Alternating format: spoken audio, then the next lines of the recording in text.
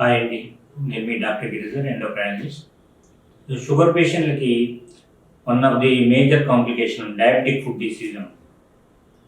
So the diabetic neuropathy వల్ల మనకి కాళ్ళల్లో పుండ్లు పడడం, స్పర్శ తెలియకపోవడం, సో కాళ్ళు చేతి తిమ్మిళ్ళు ఉండడం, సో ఇవన్నీ జరుగుతాయి. దాన్ని డయాబెటిక్ పెరిఫెరల్ న్యూరోపతి అంటాం. పెరిఫెరల్ న్యూరోపతి రక్తనాళాల ప్రాబ్లం రెండు కలిపి వచ్చి ఒక్కసారి కాళ్ళు పుండ్లు పడే ప్రమాదం ఉంది.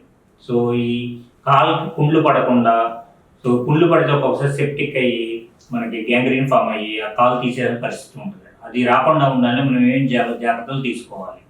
సో షుగర్ పేషెంట్లు ప్రతి ఒక్కళ్ళు ఉదయం లేచిన వెంటనే వాళ్ళ కాళ్ళు చూసుకోవాలి.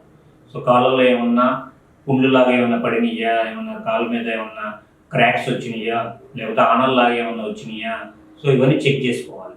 ఇట్లాగే డైలీ వామ్ వాటర్తో వాష్ చేసుకోవాలి. ల్యూక్ వామ్ వాటర్ అంటే గోరువెచ్చని నీళ్ళతో కాళ్ళని వాష్ చేసుకోవాలి. అట్లాగే నీట్గా కాళ్ళని తుడుచుకోవాలి డ్రైగా. సో అసలు వేళ్ల మధ్యలో తడి ఉండకూడదు. అట్లాగే మాయిశ్చరైజర్ని అప్లై చేయాలి కాళ్ళకి. సో కాళ్ళ స్కిన్ డ్రై అయినా కూడా మనకి దురద వచ్చి ఆ దురద మనం గీకిన తర్వాత పుండు పడే ఛాన్స్ ఉంటుంది. అందుకని మా దురదలు రాకుండా స్కిన్ డ్రై అవ్వకుండా మాయిశ్చరైజర్ అప్లై చేయాలి. అదే వేళ్ల మధ్యలో మాయిశ్చరైజర్ అప్లై చేయకూడదు. అది ఇంపార్టెంట్, అది గుర్తుపెట్టుకోవాలి. సో వేళ్ల మధ్యలో కాకుండా మిగిలిన ఏరియాలో మాయిశ్చరైజర్ అప్లై చేయాలి. అట్లాగే చెప్పులు లేకుండా అసలు నడవకూడదు.